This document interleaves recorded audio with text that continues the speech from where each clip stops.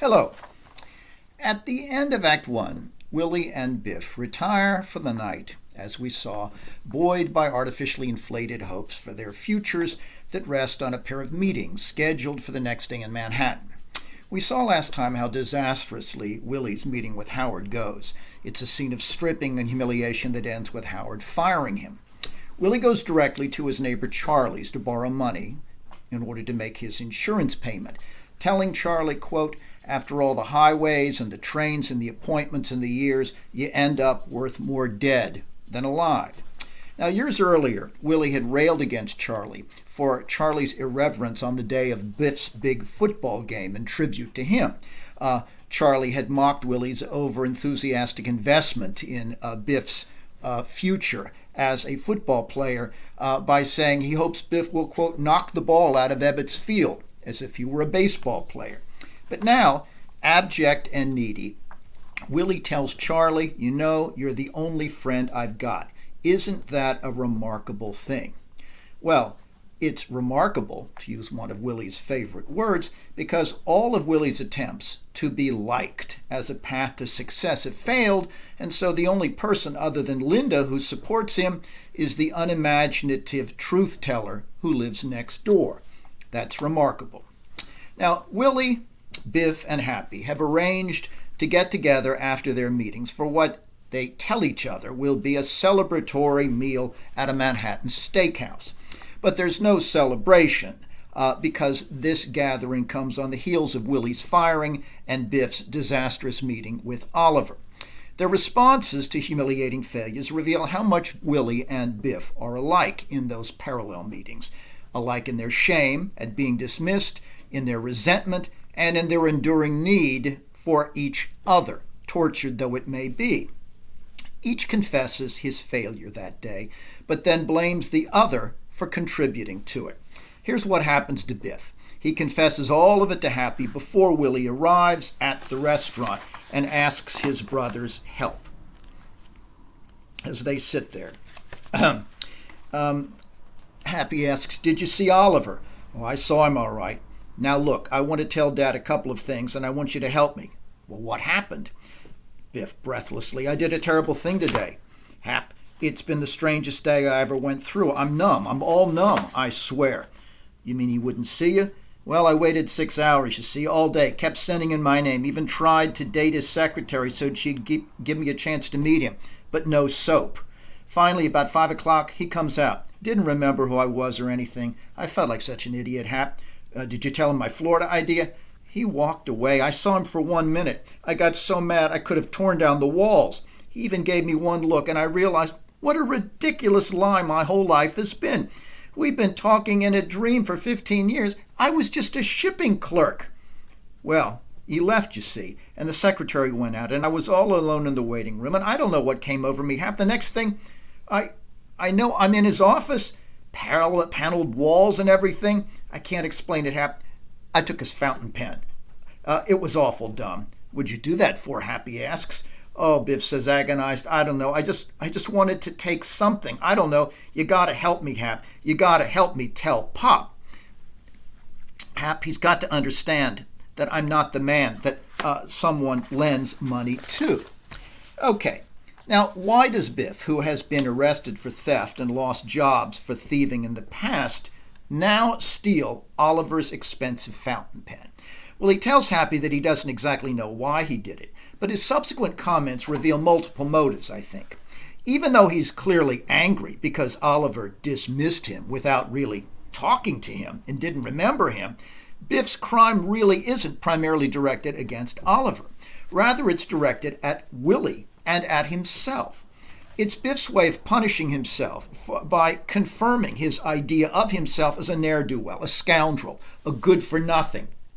But it's also, this theft, an indirect assault on his father, who has tacitly encouraged Biff's thefts in the past, the theft of the football and in the lumber in his adolescence, and who told Biff that he could get away with such crimes because he's likable. It's as if by stealing the pen then, Biff wants to show Willie, this is where your distorted lessons have led me. You've made me what I am. Well, in telling Willie what happened at the failed meeting with Oliver later, Biff implicitly blames Willie for filling him with the ideas that he could charm his way to financial success, exaggerate when needed to, steal, and get away with it. There's clearly a suggestion here of the theft as somehow being a demonstration of that to Willie. Yes, Oliver, all day, as a matter of fact, of cold fact, and a lot of instances fact. Pop's facts about my life came back to me today. Who was it, Pop? Who ever said I was a salesman with Oliver? Well, you were, Willie says. No, Dad, I was a shipping clerk. Now, note that insofar as we find stealing the pen as a kind of assault on Willie, I would suggest that there is another purpose in it for Biff as well. He intends it as a kind of liberation as well as a form of self-punishment. By stealing the fountain pen, he ensures that he can't go back at any other point to talk to Oliver ever again, as he knows his self-deluded father will surely urge him to do. Even though Biff is agonized and ashamed at Willie's loss of faith in him, however, he also can't bear that long-standing investment of his father's faith and hope. His theft, then, is a way of forcing Willie, or trying to force Willie, to stop investing those vicarious dreams in him that Biff feels as such a burden and wants to be freed from. While it's painful to fail repeatedly in his father's eyes for Biff, it's still more painful to feel the burden, the weight of those hopes and dreams and expectations. This is why Biff wants and needs to tell Willie what he has done. He makes this confession, however, in a very different spirit than he made his confession as a teenager in Boston when he came to tell his father that he had flunked math. Now, he explains it to his father in the steakhouse this way. He says, "Look, listen, kid, I took those balls years ago, and now I walk in with his fountain pen. That clinches it. Don't you see? I can never go back and face him like that again. I'll try elsewhere." Willie says, "Don't you want to be anything?" To which Biff says, "How could I go back?" Well, note that even in his fury, Willie understands that Biff is spiting himself, which is the term that Willie uses. Are you spiting me? Huh. But you're spiting yourself. He understands that this is an act of spite, but what Willie doesn't grasp is that Biff is doing it partly in order to free himself from Willie's expectations, but also in an attempt in this theft to free Willie from those extravagant and compulsive hopes. He wants to free them both in some ways through this gesture. Biff knows that Willie feels he has betrayed him for many years by failing to live up to his potential, but Biff blames Willie for two betrayals of his own. First, for shattering his conception of both his father and himself when he saw the woman with Willie in the Boston hotel room. And second, he feels betrayed because Willie, through his advice, has made Biff unemployable, a misguided young man who has followed his father's advice and found himself unable to gain or sustain meaningful employment. Now, Biff mentions of these two betrayals, you'll note, only the latter, but Willie clearly feels guilty for both of them, and he tries to deny that twofold guilt, which haunts him. Willie does this by projecting his guilt onto Biff rather than owning it. He blames Biff entirely for his failures and accuses Biff of betraying him by destroying his vicarious dreams. Biff at the table now audibly holding up the gold fountain pen for Willie to see. "So now I'm washed up with Oliver. Do you understand, Pop? Are you listening to me?" Willie at a loss. "Yeah, sure, if you hadn't flunked." "What, flunked? Well, what are you talking about?"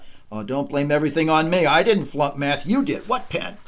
Now, note that Willie links Biff's two failures together in his mind. The failure to impress Oliver and the failure to pass math, tracing the botched interview to the flunked math class, and by implication to Biff's discovery in Boston of his affair that made Biff give up and confirmed that he would not pass the math class and that he would not take the football scholarship. Now, this association indicates that inwardly, not outwardly, but inwardly, Willie blames himself for both these failures. And this is certainly played out later when Willie remembers that scene in the hotel room when Biff arrived and saw the woman later in this scene. But Willie's immediate response, of course, to this guilt that he feels for these betrayals of his son is a self-protective denial. And as I've noted, part of Biff needs for Willie to cast off his faith in him, to free him from the burden of expectation. But another part of Biff still loves his father and can't bear to see Willie's acute, devastated disappointment when he hears about Biff's theft and the failed interview. And so, having shown Willie the stolen pen and said, "Dad, I'm washed up," Biff tries to retreat because he can't bear his father's suffering. And he says, "I never intended to steal it, Dad." And then he goes down on one knee before Willie and says, apologetically, "Dad, I'll make good. I'll make good." Well, Biff's compulsive need to reinscribe his father's hopes in him, of course, threatens to subvert the motives underlying the theft of the pen itself, which were self-punishment, punishing the father, and trying to free both the father and him from the burden of the father's expectations. All of that seems subverted because he can't bear the sense of his father's pain at his own failure. Now, Biff doesn't know at this point that Willie has just been fired, but he's moved still to this recantation out of vexed compassion for his father, and all the more so because, remember, Linda has told Biff that Biff, is the only one who can save Willie from suicide. Thus, the sense of a double obligation. So, when Biff sees how wounded his father is at these disclosures, he feeds him more false, panic-driven hope. Thus, Biff says, agitated, "Oh, no, Pop. I'm actually supposed to have lunch with them tomorrow. I'm just telling you this so you'll know that I can still make an impression, Pop, and I'll make good somewhere. I'll go tomorrow. Yes, I'll go." Okay. Now, in fabricating this way, Biff is trying to provide for Willie some alternative to complete despair. But ironically, in doing so, of course, Biff is lying and thereby enacting the very dishonesty that he hates so much in Willie, that little fake, as he calls him later, who has spent his entire life lying and exaggerating about both Biff and about himself in order to combat despair. Thus, again, we see how closely they are mirror images of one another. Now, ultimately, when Willie has cast Biff in his own flawed image, we recognize the extent to which they are inescapably self-reflecting. Perhaps Biff sees that similarity, because when Willie insists that Biff go to this imaginary lunch that he's referred to, Biff finds that he can go no further in the fantasy. He sees how he has become so much like his father, and so he admits, yes, it was a lie. Really, Dad, there is no appointment. This is the moment in the restaurant when Willie slaps him. "I can't go. I've got no appointment." "Biff, are you spiting me, Biff?" "Don't take it that way, goddammit." Willie strikes Biff and falters away from the table. "You rotten little louse! Are you spiting me?" Biff says, "I'm no good. Can't you see what I am?" Now we're back to that. Now, note that in slapping Biff, Willie is really striking at the image of his own past and future failure that he sees reflected in Biff, just as Biff sees himself reflected in Willie through his dishonesty. But note that the blow that Willie strikes is also an attempted displacement of the guilt and responsibility that Willie feels for derailing this life of his favored son with his bad advice and his bad example. Well, seeing Willie's anguish return now, Biff is once again stricken with guilt for hurting him. And now he sees Willie as a tragic figure and describes Willie in language that unmistakably recalls Miller's essay. Because as Willie staggers away after striking Biff, staggers from the table, Biff tells Miss Forsythe, one of the two call girls, quote, "You've just seen a prince walk by, a fine, troubled prince, a hard-working, unappreciated prince." Now, while this psychodrama of blame and guilt is going on between the two, Biff and Willie, Happy is carrying out the seduction of another call girl. And in doing so, Happy reveals that while Willie's infidelity disillusioned Biff, it didn't affect him, probably because Biff never told his brother about it.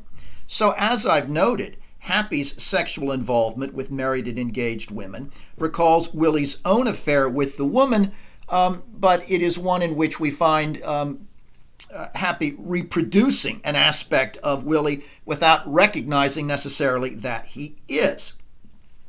Now, note that Happy, as we've seen, admired his father as a boy, but he didn't share Biff's deep belief in him, and therefore he didn't share Biff's disillusionment in Willie, both because he didn't see the woman in the hotel room, but also because he didn't invest nearly as much in his father as Biff did, because he knew, after all, that Willie didn't invest nearly as much hope in him as he did in Biff. And Happy resents that favoritism. And he also resents the fact that even as a high earner in Manhattan, he has never been able to win his father's approval. So, he can therefore watch his father suffer without the anguish and guilt that Biff feels, without the need that Biff feels to immediately ease the pain that his failures have inflicted. This becomes pretty clear near the end of the scene when Biff says, "Why don't you do something for him, Happy?" "Me? Don't you give a damn, Harry Hap? What are you talking about? I'm the one who..." "Hey, I sense it. You don't give a good goddamn about him at all." He takes a rolled up post from his pocket and puts it on the table in front of Happy. "Look what I found in the cellar, for Christ's sake. How can you bear to let it go on?" "Me? Who goes away? Who runs off? You and..." Yeah, but he doesn't mean anything to you. You could help him. I can't. Don't you understand what I'm talking about, Hap? He's going to kill himself. Don't you know that?" "Hey, don't I know it? Me?" Biff says, "Help, Hap. Help him. Jesus, help him. Help me. I can't bear to look at his face." Ready to weep, Biff hurries out to the right. Now, note that Happy makes his resentment of Willie clear here, not just by refusing to help him and suggesting it's not his responsibility, but he makes it even clearer a moment later by abruptly leaving the restaurant around which the stricken Willie is staggering, leaving the restaurant with Letta and Miss Forsythe. In doing so, Happy dissociates himself from a father who he feels never valued him as much as his brother. Thus, when he's asked, "Who's that man?" Happy says, "No, that's not my father," he tells Letta. "He's just a guy." Now, this might remind you a bit of Peter's denial of Christ, of knowing Christ in the Garden of Gethsemane. But Happy's description here of Willie as just a guy is the worst insult, the most corrosive insult Willie could ever receive if he had heard it. It's not just that Happy refuses to acknowledge his own father here, it's that the charge of mediocrity, that he is just some ordinary guy, is a terrible assault on Willie's dignity, and one that comes from within his own family. The suggestion is that that man, he's not special. He's simply a dime a dozen. Willie cannot bear that above all things. When Happy and Biff return home without Willie, they attempt to atone for their abandonment of their father by bringing flowers to Linda, who of course had charged them with responsibility of watching over and protecting Willie. Linda accuses them of desertion, knocks the roses to the floor, and orders them to leave the house. She is without question, I think, the moral center of the play. But beyond the son's desertion, Linda can't forgive them for failing Willie, for doing nothing to sustain his hope for the future, and thereby robbing him of the personal dignity that rests on that necessary sense of hope. Thus she lambasts them. Get out of here, both of you, and don't come back. I don't want you tormenting him anymore. Go on now. Get your things together, to Biff. You can sleep in his apartment. You're a pair of animals. Not one, not another living soul would have had the cruelty to walk out on that man in a restaurant. He was so humiliated when he got home, he nearly limped when he came in. Biff says, oh, doesn't deny it. Didn't do a damn thing. No, I didn't. How do you like that, huh? Left him babbling in a toilet, I did. You louse, Linda says. You. Now you hit it on the nose, Biff says, and he gets up and throws the flowers in the wastebasket. The scum of the earth. You're looking at him. Heaping upon himself his own self-hatred.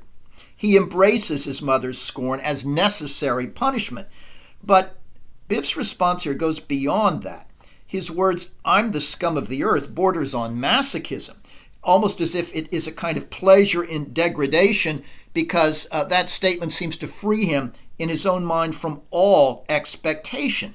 There's a kind of relief in embracing disgrace, as he does shortly thereafter with Willie, using comparable language as he hurls abuse on himself. Pop, I'm a dime a dozen. I'm a dime a dozen, and so are you. I'm not a dime a dozen, Willie says. I'm Willie Loman, and you are Biff Loman. No, I'm not. I'm not a leader of men, Willie. I'm not a leader of men. I'm nothing. I'm nothing, Pop. Now, although we have seen that Willie and Biff are alike in many ways, here they differ. Unlike Biff, Willie would rather die than admit defeat and live without pride. He'd rather kill himself than exist with an irreversible loss of dignity and endure the shame and self-contempt of thinking that he was ordinary. And this proud resistance to indignity, to ordinariness, if you will, is what makes Willie tragic. And it explains why he can't bear for Biff to leave for good without a fight to reclaim some vestige of hope and dignity through Biff.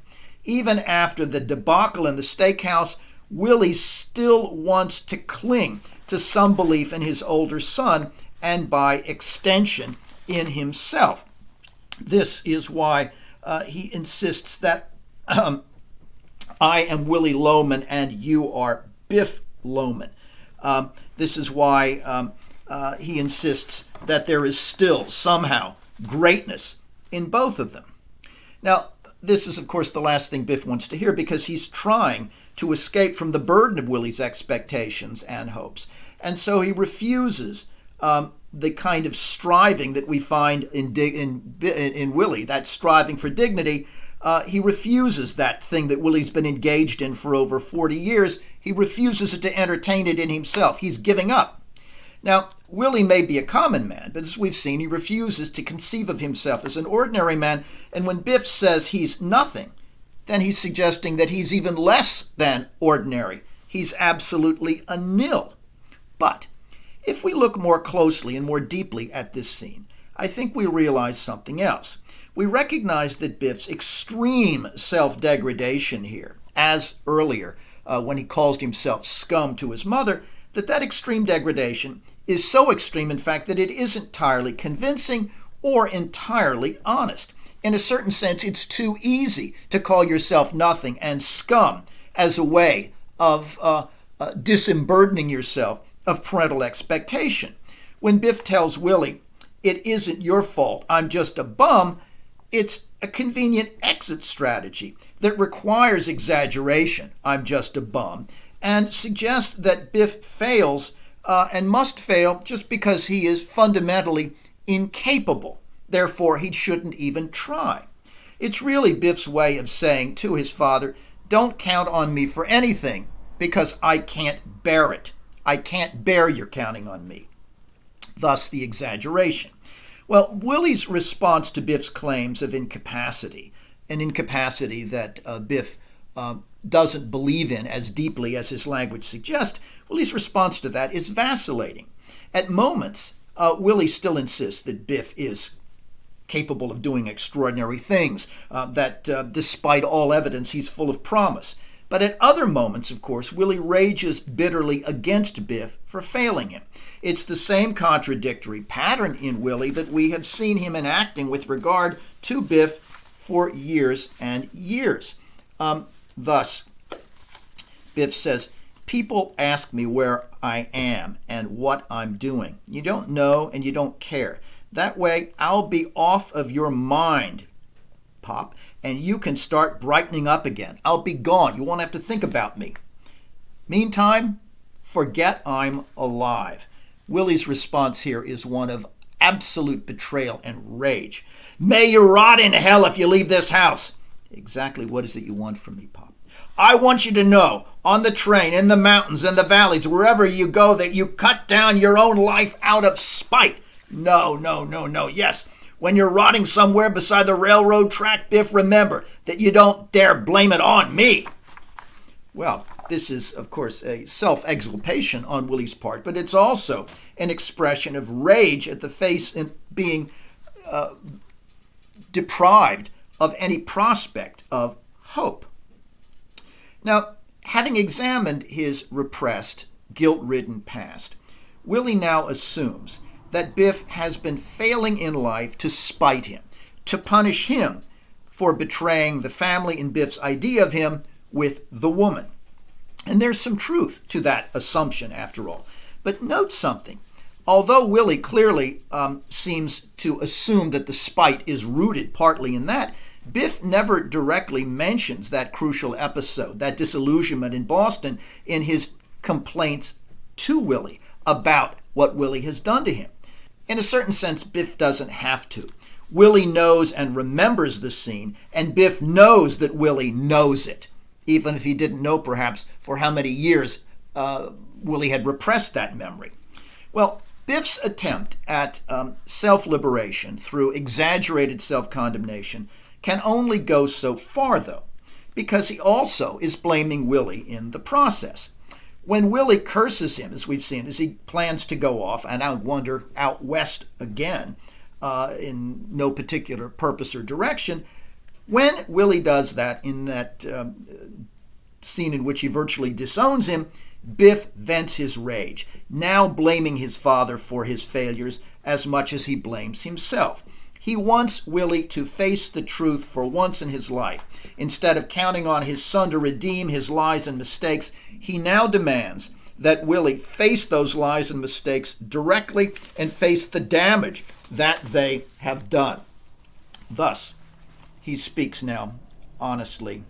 "You know why I had no address for 3 months? I stole a suit in Kansas City, and I was in jail." Linda is sobbing. "Stop crying, Mom. I'm through with it." "Oh," Willie says, "I suppose that was my fault?" To which Biff responds, "I stole myself out of every good job since high school." "Yeah, and whose fault was that?" "And I never got anywhere because you blew me so full of hot air that I could never stand taking orders from anybody. That's whose fault it is." Well, Biff's accusation against Willie is just, and he's right to force Willie to face his lies and errors and attempted evasions of responsibility. But ironically, Biff still isn't being fully honest himself in this exchange, because consider the claim that he makes a moment later. He says, "I ran down 11 flights of stairs, Willie, with a pen in my hand today, and suddenly I stopped. You hear me? And in the middle of the office building, to hear this, I stopped in the middle of that building, and I saw the sky, and I thought, what am I doing in an office, making a contemptuous, begging fool out of myself, when all I want to do is be out there waiting for me this minute? I know who I am. Why can't I say that? I know who I am. I want to be out." Well, this is not particularly honest, because does Biff really know himself? Does he really find fulfillment out in the open spaces of the West? Well, the answer to both of those is no, and he's made that clear in talking to Happy earlier. Like Willie, then, Biff lies here to another and to himself, and in truth, like Willie, Biff lacks the self-knowledge that he tries to claim he possesses. He, too, is kind of temporary about himself. Again, father and son are so much alike. Now, Willie doesn't know who he is, but unlike Biff, he knows who he isn't, certainly in a way that Biff does not. here's what I mean. Willie knows that he isn't ordinary. Biff does not.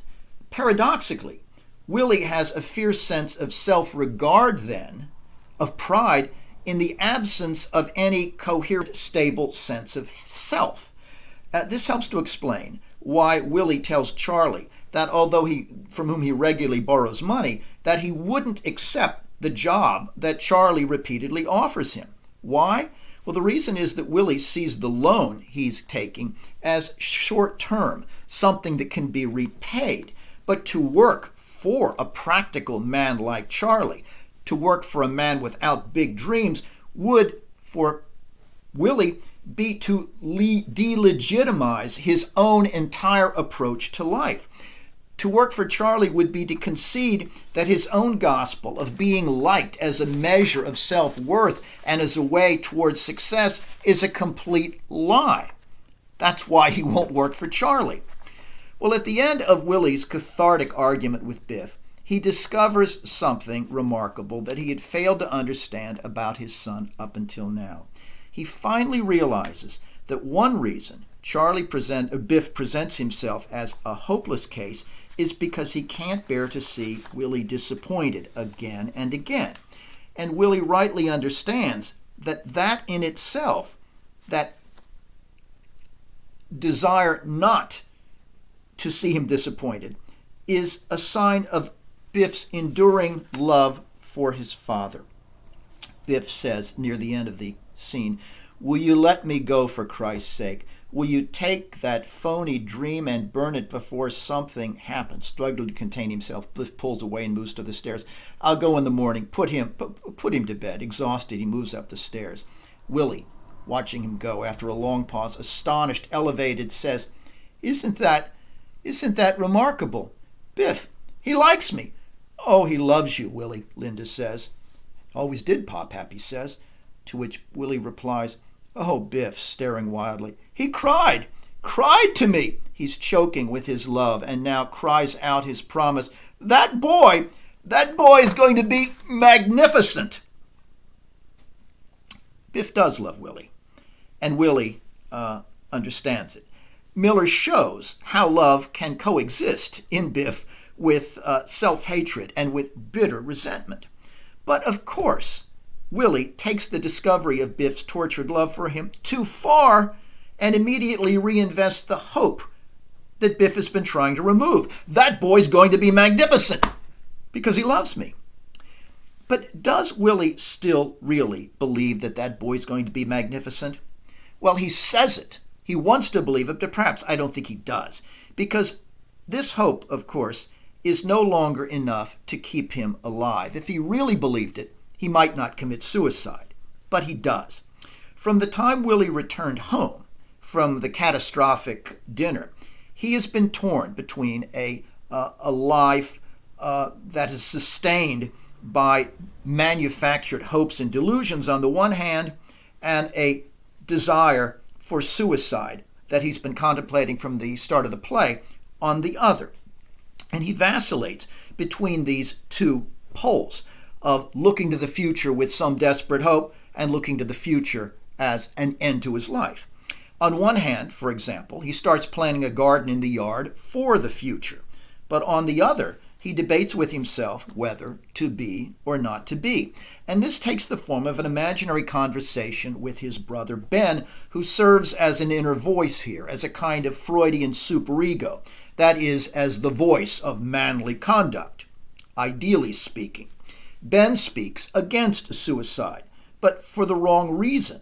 This inner voice of Ben argues against suicide because he suggests that if you kill yourself, you'll be judged a coward by society and by your son for taking your own life. Now, Ben doesn't say, or the voice in Willie's head, spoken by Ben, doesn't say the more important point, that in ending his life, Willie would leave Linda devastated and bereft. That would be a good reason for not killing himself. The best reason. Well, Willie loves Linda and knows how she has suffered for him and with him. And in this fantasy conversation with Ben, he says that woman has suffered. But then he adds a moment later, a man's got to add up to something. Well, Willie's desperation in failing to add up blinds him to the realization that his suicide would cause Linda the greatest possible suffering of all. In this respect, Willie's self-inflicted death seems rather selfish. But Willie is drawn to suicide for several reasons that I think are worth parsing. First, to escape both the professional shame and the madness that he knows is setting in. But second, he kills himself to provide for Linda, though in the wrong way, through the insurance payment rather than through his continued presence in her life, which is what she wants. After his death, Linda simply cannot understand how Willie could think that taking his own life that way and leaving her money would be what she would want. "Why did you do it?" she asks Willie after he's dead. "I search and I search and I search and I can't understand it, Willie. I made the last payment on the house today. Why did you do it?" Now, a third, I think, and more important reason why Willie takes his own life is to assert his dignity in the only way he thinks now is available to him. Despite what he thinks Ben would say about the shame of suicide, Willie regards suicide as a final opportunity to distinguish and redeem himself in the world's eyes. So as he prepares to drive to his death in a self-created accident, he thinks that he is going to be joining Ben on the way to Alaska. He sees his death, in short, as the chance that he passed up now revisited, a way to make good on a great opportunity. Now, in this same spirit of reclaimed dignity and self-aggrandizement, Willie imagines that all the people who will turn out for his funeral, he has this fantasy that the funeral will be packed. And he asks, "Does it take more guts to stand here the rest of my life ringing up a zero than to die?" And the answer is that he sees it as an act of courage and an act of defining dignity to take his own life. Thus, he concludes suicide can somehow be glorious. But of course, his vision is entirely misguided. Only the family comes to his funeral, and Charlie.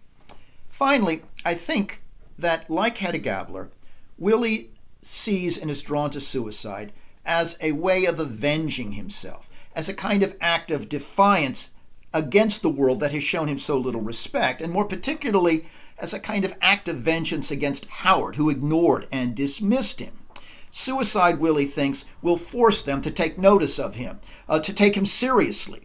Well, just before Willie goes off to kill himself in the car, he recalls Biff's tears as a sign of his son's tortured love for him, and this points to still, I think, another motive. As he is about to leave, Willie says, remembering the earlier scene, "He loves me," wonderingly, "always loved me. Isn't that a remarkable thing?" he says to Ben in his fantasy. "Ben, he'll worship me for it. He'll worship me for killing myself." Thus, he says a moment later to Linda, who calls out from her room, "Willie, come up." "No, I gotta go, baby. I gotta go." And then he says again to himself and to Ben in his imagination, "Did you see how he cried to me? Oh, if I could kiss him, Ben. Oh, if I could kiss him." Ben looking at his watch. "The boat will be late." Yes. For Alaska, Willie for his death. Now, note that Willie's parting words come about as he is ever going to come to a moment of Aristotelian tragic recognition. He understands his son's tortured love for him, but Willie still falls far short of self-understanding. He does, however, in this passage I just read, suggest a final reason for why he then immediately goes off in his car to take his own life. And that is, he does it as an act of love, to relieve Biff of the agonizing burden of trying to redeem Willie in a struggle by making something of himself, and at the same time, he imagines that somehow Biff will understand this and respect him for this act of dignity in which he is freeing Biff from the burden of expectation. Now, Biff never does understand either of those things that suggest that part of Willie's motive in taking his own life is for Biff's behalf. As in Greek tragedy, we don't see the death. The death by car occurs off stage. And Act 2 ends with Linda, in mourning, bringing flowers to Willie's grave. The requiem that follows consists of recollections on Willie's death and life by his family, all of whom are dressed in mourning.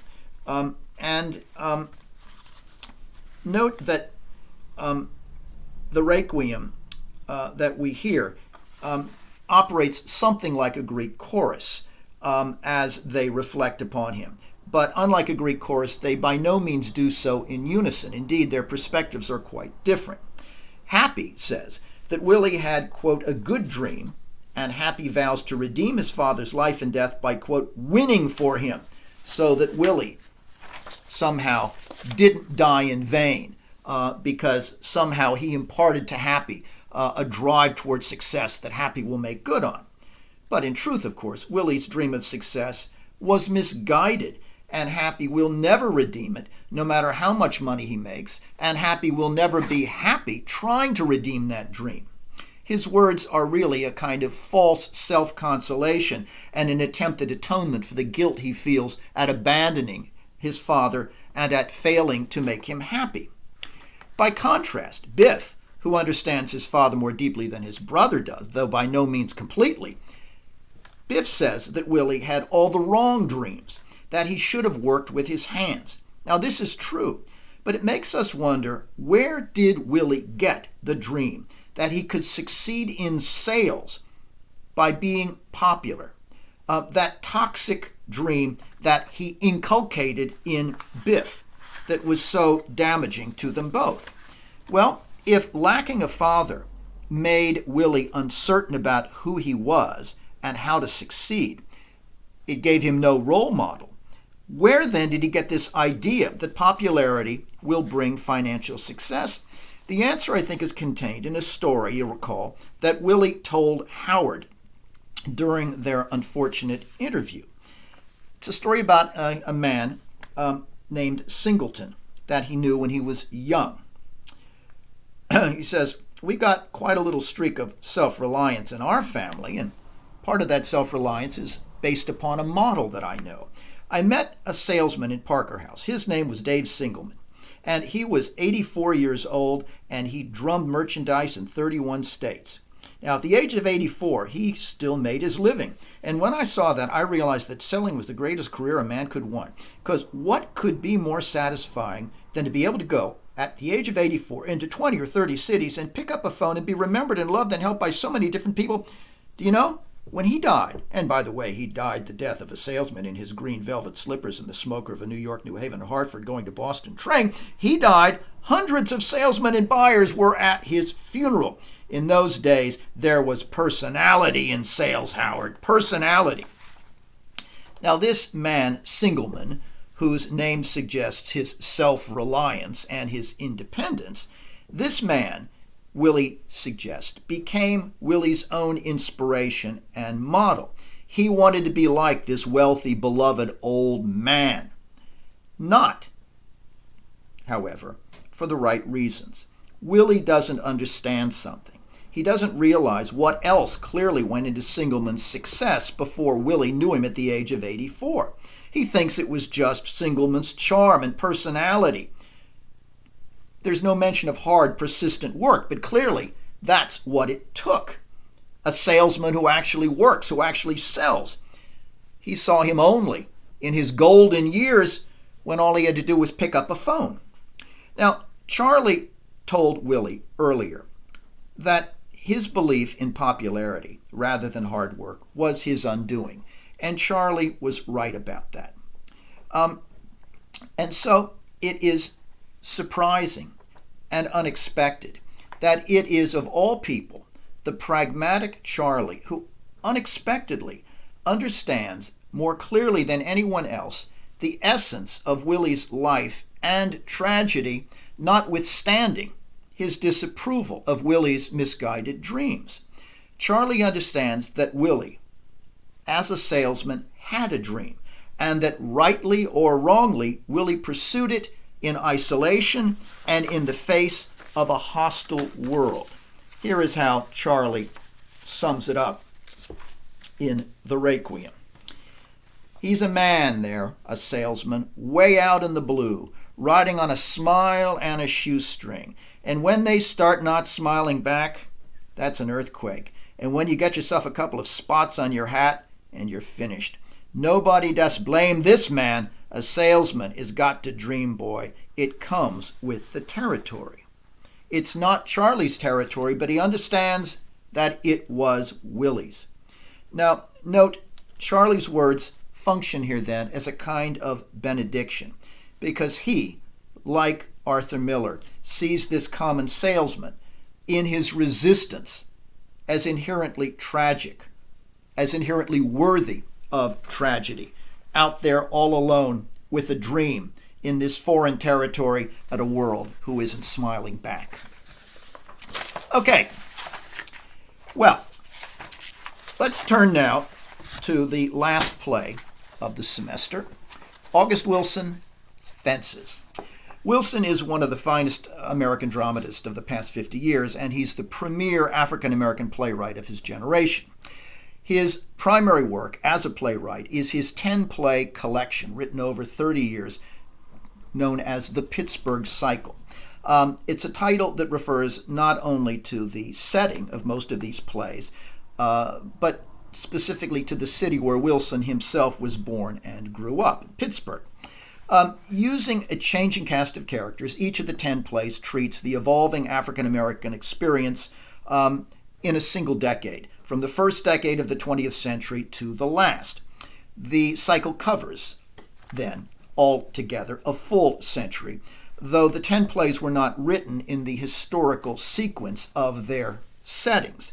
Fences, for example, which is one of Wilson's masterworks, was the second play that he wrote in this cycle, written in 1983 and staged for the first time in 1985 with James Earl Jones's Troy. But it's set in the 1950s, which makes it the fifth play in the historical cycle itself. Fences deservedly won both the Pulitzer Prize and the Tony Award, and since then it has been mounted as a splendid film in 2015 starring Denzel Washington and Viola Davis, which I'll send you 2 clips from for Tuesday. Among other celebrated plays in Wilson's Pittsburgh Cycle are The Piano Lesson, set during the Great Depression of the 1930s, Ma Rainey's Black Bottom, set in the 1920s and focusing on a blues singer, and Joe Turner's Come and Gone, which unfolds in a boarding house in the decade following 1910. Wilson completed the final installment of the cycle, titled Radio Golf, shortly before he died at the age of 60 in 2005. In fact, he died just as the play was about to open on Broadway. Wilson explained that his overarching intention in this cycle in dramatizing African-American lives over 100 years was, quote, to raise consciousness through theater. And he means not just the historical and cultural consciousness of American blacks, but also the moral consciousness of white audiences and readers. As he explained, he wanted whites to see themselves and identify with the struggling black characters and families, to identify with them across the racial divide, and to recognize, quote, the same things are in the experience of the characters' daily lives as are in those of the white audience's lives, namely, quote, love, honor, beauty, betrayal, and duty, all of which, of course, we find in abundance in Troy Maxson in Fences. But Wilson is also interested in making us aware that despite these similarities, there are things that the two races clearly do not share. And he explains this in a short preface to Fences. He says that both the white immigrants and the black descendants of slaves in America have dreams, but only the whites were permitted historically to nourish their dreams of advancement. And as we'll see, this awareness of that difference is at the heart of Troy's protest when the play is set in 1957. But the period of civil rights protest, Wilson notes, was still a decade off. Here's how he puts it. Near the turn of the century, the destitute of Europe sprang to the city with tenacious claws and an honest, solid dream. That was at the time when his cycle begins, the turn of the century.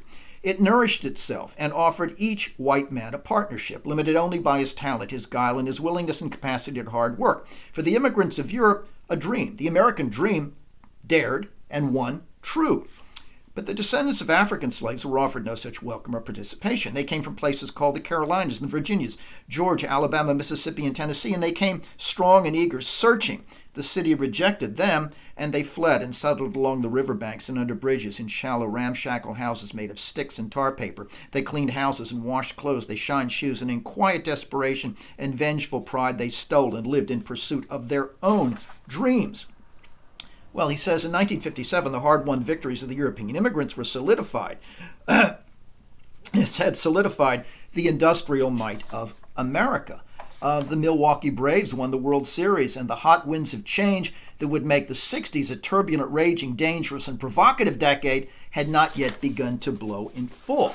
Now, this is important, I think, to remember, because at the end of this passage, Wilson is reminding us that the period of the civil rights movement, of black protest, was still a decade off, okay? A decade in which Troy's attempt to assert his demand for equality in the workplace wouldn't be such a lonely one. He'd be joined by others. But as his friend Bono tells Troy, you just come along too early. And it's true. In his independent and isolated resistance to economic and social inequality, Troy was born too soon. But the problem also is that Troy is an impatient man. He's not an incrementalist. Slow changes in the 1950s, like Jackie Robinson's breaking the color barrier in baseball for the Brooklyn Dodgers, such things aren't enough to impress Troy. He wants something much more radical. He says that as for Jackie Robinson, hell, I know some teams Jackie Robinson couldn't even make. What are you talking about, Jackie Robinson? Jackie Robinson was a nobody. I'm talking about it. If you could play ball, then you ought to be let to play. I don't care what color you were. Yeah. Well, Rose says, but people had to wait for Jackie Robinson, and Troy doesn't want to wait. His rebelliousness is impatient, and he's born out in the wrong time. Now, note that slow changes of this kind don't impress him, nor does the simple fact of another change. Rose tells him that a black man they know named Pope was able to buy and run a restaurant on his own. But this doesn't impress Troy because even though he's making money, even though he seems to be living out a kind of dream, his attitude, Pope's attitude, still reflects in Troy's mind the slave mentality that Troy so bitterly protests. He says, as for this restaurant, a Negro go in there and can't get no kind of service. I seen a white fellow come in there and order a bowl of stew. Pope picked all the meat out of the pot for him. Man had nothing but a bowl full of meat. Negro come behind him and ain't got nothing but the potatoes and the carrots. Yeah. The white man's still in charge. Well, at the age of 53, Troy, having worked hard for low wages as a garbage collector for decades, now is demanding more than slow or symbolic changes in race relations in America, and he's demanding them about a decade ahead of his time. Now, August Wilson was himself biracial. His mother was African American, and his father, whose name was Kittle, was a white German immigrant who later divorced his mother. The future playwright paid homage to his mother by changing his last name from Kittle to Wilson, which was her maiden name. Well, Wilson's family in Pittsburgh lived in a rather run-down section called the Hill District, and it's here that Fences is really set, even though the specific location isn't identified as such. Wilson's education in Pittsburgh was rather checkered. He attended 3 different high schools, one of them Catholic, but was restless and he never graduated. Instead, after dropping out, he spent many hours reading in the city's Carnegie Library, where Wilson discovered and devoured the work of such prominent African American writers as Ralph Ellison, Richard Wright, and the poet Langston Hughes. And indeed, Wilson began his writing career as a poet before turning to theater. Now, from this description, you can see that Wilson was to a large degree then self-educated, an autodidact. Well, I hope that reading Fences, even just the first two scenes for this lecture, has reminded you of Miller's Death of a Salesman, because I think the plays offer fascinating points of similarity and contrast, and I want to talk about that for a moment. The similarities begin with the setting. Both men own rather dilapidated houses in what Wilson calls a big city neighborhood, and the house in both plays is a primary locus. In fact, in Fences, the front yard and the porch are the only setting, giving the play a classical unity of place. Also, like Willie, Troy is frustrated and dissatisfied in his job, and he's worried about making enough money to support his family. And also, like Willie, Troy feels discriminated against, not because of age, as Willie does, but rather discriminated because he's a black man. Nevertheless, like Willie, Troy brings his grievance to his boss, Mr. Rand, and he explains this early at the play to his friend Bono as they sit drinking on the front porch. He says, "I went to Mr. Rand and asked him why. Why you got the white men's driving the colored and the colored lifting. Told him, what's the matter? Don't I count? You think only white fellas got sense enough to drive a truck? That ain't no paper job. Hell, anybody can drive a truck. How come you got all whites driving and all the coloreds lifting? He told me, take it to the union. Well, hell, that's what I done." And as a result now, both blacks and whites are considering him a troublemaker. Well, also note that like Willie, Troy has two sons, one of whom, like Biff, is a football star. And Troy's contentious relationship with that son, Corey, recalls in certain ways Willie's struggles with Biff, as both fathers try and fail to direct the course of their son's life. Both Troy and Willie also have a devoted wife. In fact, Wilson's description of Rose and her feelings for Troy strongly recall Miller's description of Linda, a combination of understanding, admiration, and forgiveness for a man they love and woman loves and understands. We're told that her devotion, Rose's, to Troy stems from her recognition of the possibilities of her life without him, and she recognizes Troy's spirit as a fine and illuminating one, and she either ignores or forgives his faults, only some of which she recognizes. She feels grateful that he has married her. She recognizes and is moved by his spirit, and she forgives the faults that she recognizes. Now, as Linda does with Willie, Rose sees and values something fundamental in Troy, this inner spirit that other people do not. Yet both Troy and Willie sexually betray this woman, this wife who loves them, and whom they love. Both men also have a supportive male friend, Charlie and Bono, and both men die near the ends of their plays, both plays concluding with their funerals.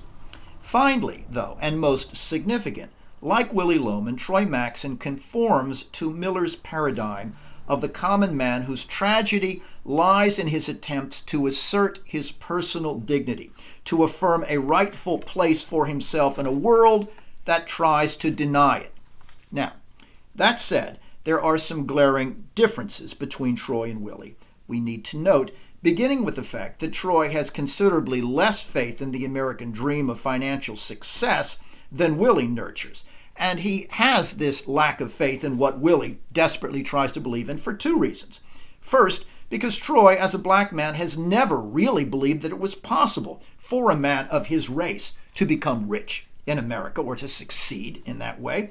And second, he doesn't embrace Willie's concept of the American dream because, unlike Willie, Troy has learned from his past failures and disappointments, including his understanding that it was a prejudicial racial barrier that kept him from becoming a Major League Baseball player. That in itself was enough to make Troy, for all of his just protests of wage inequality and discrimination in positions in the garbage industry, lose faith in the possibility of any American dream. He says, "Ain't two men ever played baseball as good as you," Bono says to him. "That's Babe Ruth and Josh Gibson. Them's the only two men, those two black men, who ever hit more, one of them, black man, Josh Gibson, ever hit more home runs than you." To which Troy says, "What it ever get me? Ain't got me a pot to piss in or a window to throw it out of." Yes, he's bitter about the fact that he was denied that opportunity, and he's learned from that. He's not going in any way to deceive himself the way Willie does. Now, a second major difference between Willie and Troy is that Troy doesn't look to his sons vicariously to redeem his own failures. When Corey is recruited by a college, as Biff was, to play football, Troy discourages him rather than encouraging him, as Willie did, and demands instead that Corey work at the A&P, even if he wants to practice, and that it would be better for him to get a job than to go to college. Rose says Corey Dunn went and got recruited by a college football team, to which Troy says, "I told that boy about that football stuff. The white man ain't gonna let him go nowhere with that football," any more than they let Troy go anywhere playing baseball. "He ought to go and get recruited in how to fix cars or something where he can make a living." Now, Troy's remark here and later gets at another sharp discrepancy between himself and Willie. Unlike Willie, who regards, as we've seen, physical labor, things that he's good at, as somehow beneath him, Troy is a hard worker, a manual laborer who believes in the value of hard work, even when it is underpaid and even when the structure of that labor is discriminatory. He still believes in the labor and its importance. We see this when his elder son Lyons comes for a visit. Lyons is a sometimes musician and largely a sponger who comes asking for a loan, really a handout on what he knows is Troy's payday. And of course, Troy lets him have it. "Why ain't you working?" "Well, oh, Pop, you know, I just can't find no decent job. Where am I going to get a job at all? You know I can't get no job." "I told you, I know some people down there. I can get you on the rubbish if you want to work. I told you the last time you came here asking me for something." "Now, Pops, thanks. That ain't for me. I don't want to be carrying nobody's rubbish. I don't want to be punching nobody's time clock." "What's the matter? You too good to carry people's rubbish? Where you think that $10 you're talking about come from? I'm just supposed to haul people's rubbish and give my money to you because you're too lazy to work?" Well, while Willie teaches his sons that the way to success is popularity rather than hard work, even though it hasn't worked for Willie, Troy's gospel of work is based on lessons that he has learned working in his life, but it's also based on his own failures and his own past experience that he doesn't want his sons to repeat. Again, unlike Willie, he learns from the past and tries to pass on what he's learned to his sons. We learned, for example, that Troy recalls an early period in life when he was running around going to clubs and things, and he says, "Then you learn to take care of yourself. You ain't going to find me going and asking nobody now for nothing. I done spent too many years without. I done learned my mistake," he tells Lyons, "and learned to do what's right by it. You still trying to get something for nothing? Trust me, that's not going to work." Now, while Troy sounds in some ways here like the anti-Willie, and in that respect is, Lyons, like Biff, blames his father for his own failure to get a job or stick to a job. Lyons says, "I'm 34 years old. If you wanted me to change, Pop, you should have been there when I was growing up." Well, perhaps one reason Troy allows Rose to give Lyons the $10 he's asking for is precisely because Troy feels guilty for abandoning Lyons' mother and leaving her to raise him alone years earlier. But now, years later, Troy wants to protect and preserve what he has, his wife and his family. And this suggests one of the several meanings of the play's title, Fences. Literally, of course, The title refers to the partially completed wooden fence in the front yard that Troy wants Corey to help him finish with the timber that is lying nearby. But figuratively, fences reflects not just Troy's impulse to protect his sons from making his own mistake, and to protect his wife, and to guide his sons. All of those suggested by the protective implication of fences, but the idea of fence as protection also is connected with Rose's idea of God's protection. In the hymn that we hear her singing at the beginning of scene 2, she sings, "Jesus, be a fence all around me every day. Jesus, I want you to protect me as I travel on my way. Jesus, be a fence all around me every day." But if the fence is then linked with the protection of family and God's protection, the fence is also a symbol, one might say, of both inclusion and exclusion.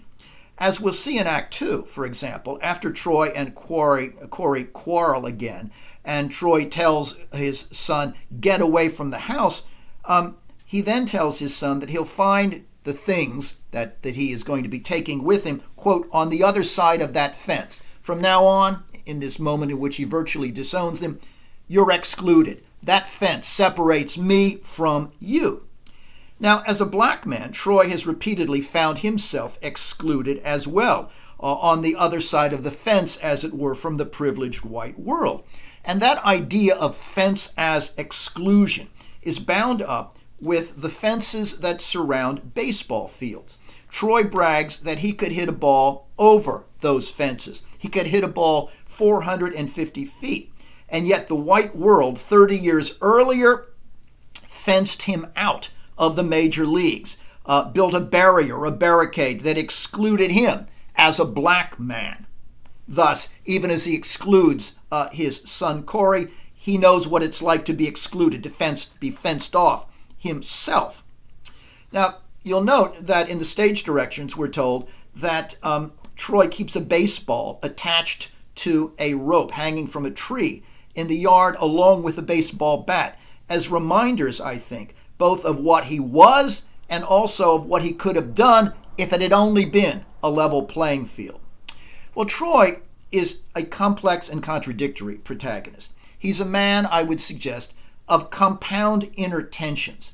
And one of these inner conflicts or tensions is suggested by Wilson's description in the opening stage directions. It's actually, I think, an extraordinarily rich series of phrases. Troy is 53 years old, a large man with thick, heavy hands.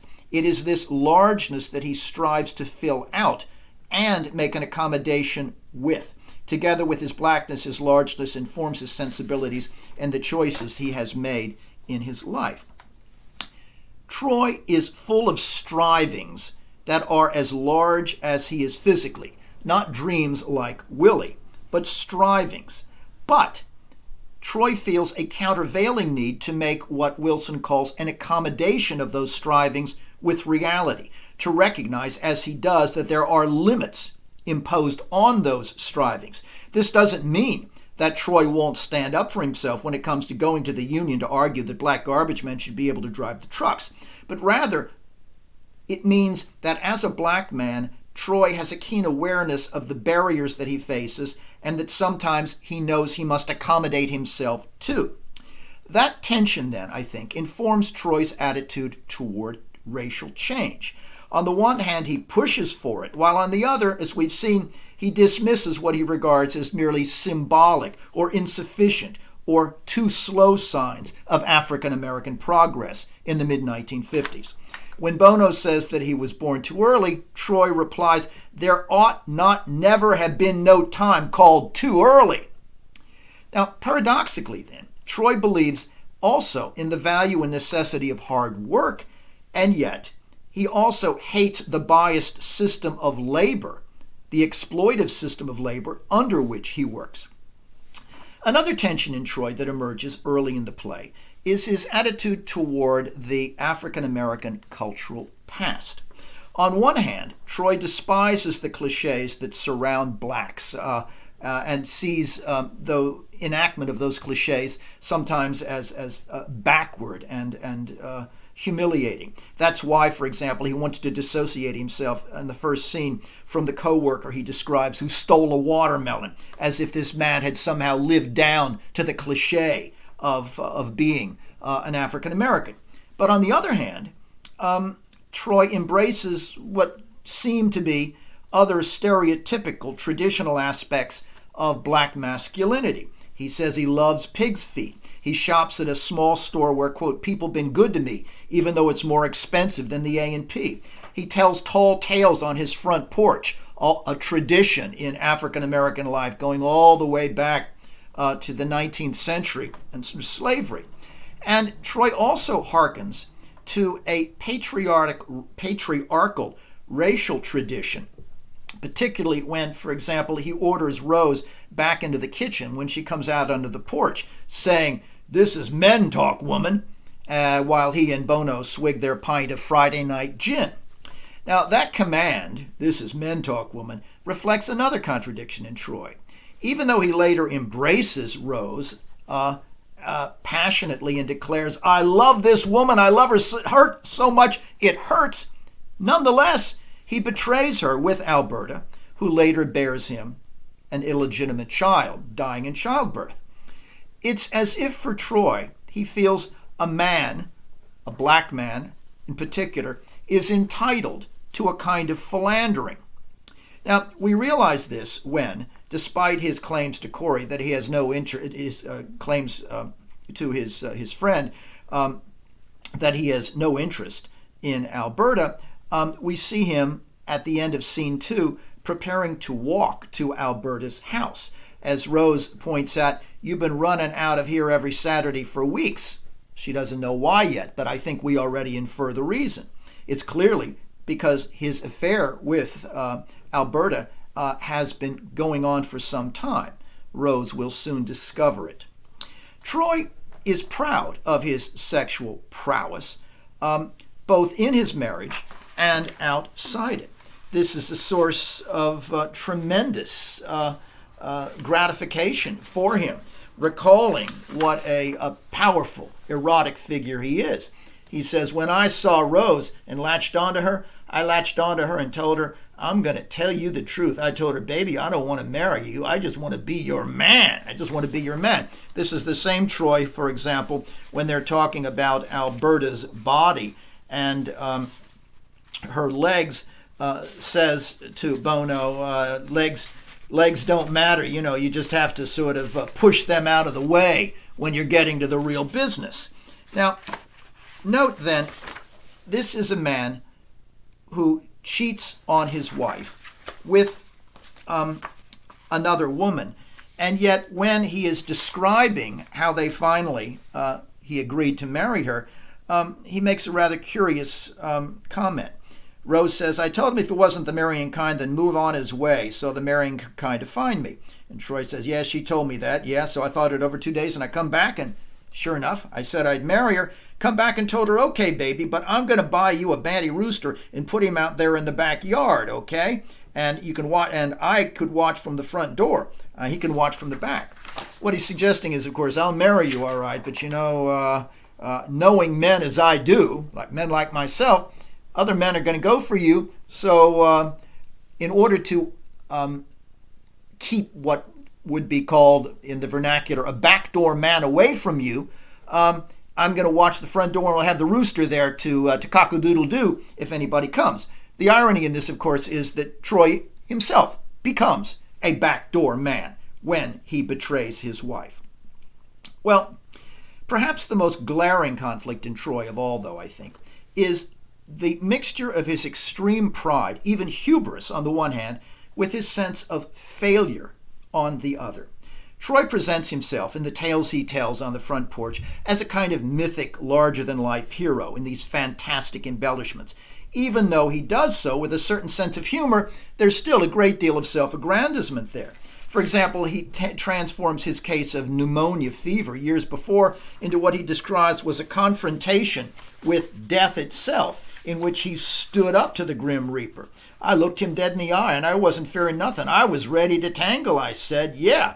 Death was standing there staring at me, carrying his sickle in his hand, and I reached down and I grabbed that sickle and I threw it just as far as I could throw it, and me and him commenced wrestling. We wrestled for 3 days and 3 nights. Rose says every time he tells that story, he tells it a different way, makes up different things. Nonetheless, it's interesting that this story is clearly hubristic. This mocking of death is a tempting of fate. And he goes on to explain that at another point he even, quote, talked with the devil. All right, this enormous need to assert his masculinity, his bravery, his specialness, his fearlessness in the face of death, in the face of evil. And yet, note that there's another side there, because coexisting with this hubristic pride in Troy are recollections of humiliation and feelings of inadequacy that he confesses to Rose in the same abject spirit that Willie confessed his failures to Linda alone. And chief among these failures, chief among this sense of inadequacy, is the financial and moral debt that Troy owes his brother Gabriel, that older brother who was brain injured fighting for the United States in World War II, fighting for a country that treats Gabriel as a second-class citizen. Troy says, that man go over there and fight the war messing around with them Japs, got half his head blown off, and they give him a lousy $3,000, and I had to swoop down on that. That's the only way I got a roof over my head, 'cause that metal plate of my brother. Rose says, can't nobody say you ain't done what's right by him. You look after him, taking care of him. But no, Troy says, if my brother didn't have that metal plate in his head, I wouldn't have a pot to piss in or a window to throw it out of. I'm 53 years old. Now, see if you can understand that. He's humiliated. He feels guilty that he relied on his brother's disability payment to buy a house. And at the age of 53, Troy is embarrassed that he still lives from paycheck to paycheck. Okay, see you on Tuesday.